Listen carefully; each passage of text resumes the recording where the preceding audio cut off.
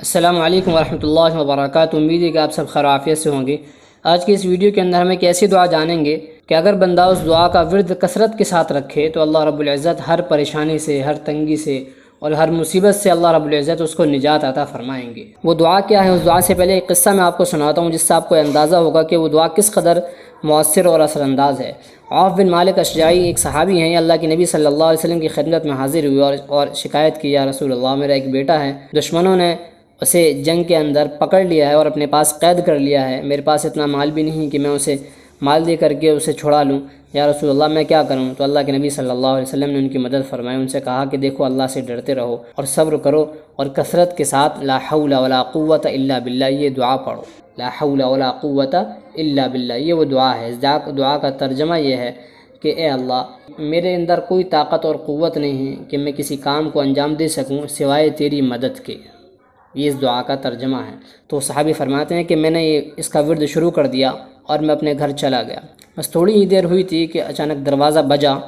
میں نے دروازہ کھولا تو کیا دیکھتا ہوں کہ میرے سامنے میرا بیٹا کھڑا ہوا ہے، اور میں نے اپنے بیٹے کے پیچھے دیکھا تو میرا سارا کا سارا صحن اونٹوں سے بھرا ہوا ہے۔ میں نے اپنے بیٹے سے پوچھا یہ کیا ماجرا ہے؟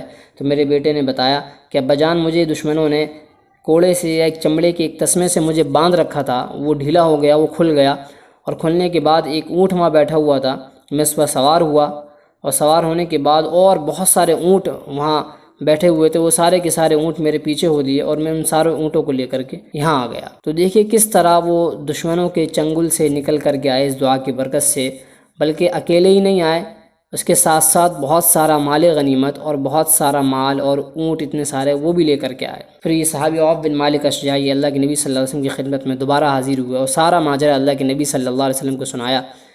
تو آپ پھر اور پوچھا یا رسول اللہ یہ سارا کا سارا مال یہ لے کر کے وہاں سے آیا ہے، اب اس مال کا کیا کروں؟ تو آپ علیہ الصلوۃ والسلام نے فرمایا یہ تم اس کے مالک ہو، اب یہ مال غنیمت ہے، اس لیے کہ جنگ میں دشمنوں کو جو مال حاصل کیا جاتا ہے وہ مال غنیمت ہوتا ہے، تم اس کے مالک ہو، اب جو تمہارا من کرے جو چاہے تم اس مال کے ساتھ کر سکتے ہو۔ یہ سارا ماجرا پیش آیا اور اللہ رب العزت کی طرف سے قرآن کی ایک آیت نازل ہوئی، وَمَن يَتَّقِ اللَّهَ يَجْعَلْ لَهُ مَخْرَجًا، کہ جو شخص اللہ رب العزت سے ڈرتا رہے گا، اللہ کے حکموں کو پورا کرتا رہے گا، تو اللہ رب العزت تنگیوں میں سے اس کے لیے راستہ نکال دیں گے اور ایسی جگہ سے اسے رزق عطا فرمائیں گے کہ اس کا ذہن و گمان بھی نہیں جا سکتا۔ تو دیکھیے کس طرح ان صحابی کے بیٹے ان دشمنوں کے چنگل سے نکل کر کے آئے، اور خالی نکل کر نہیں آئے بلکہ مال غنیمت بھی ساتھ لے کر کے آئے، اللہ نے انہیں رزق سے بھی نوازا۔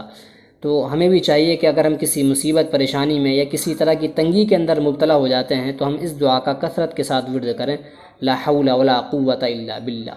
تو کثرت کے ساتھ ہمیں اس دعا کا ورد کرنا چاہیے۔ اللہ رب العزت تمام تنگیوں سے، تمام مصیبت سے اللہ رب العزت ہمیں نجات عطا فرمائیں۔ السلام علیکم ورحمۃ اللہ وبرکاتہ۔ آج کی اس ویڈیو کے اندر بس اتنا ہی، پھر ملتے ہیں اپنی اگلی ویڈیو کے اندر اور بھی نئی معلومات کے ساتھ۔ تب تک چینل کو سبسکرائب ضرور کریں اور بیل آئیکن بھی آن کر کے رکھیں تاکہ اس طرح کی مفید اور نالجبل ویڈیوز آپ کو ملتی رہیں۔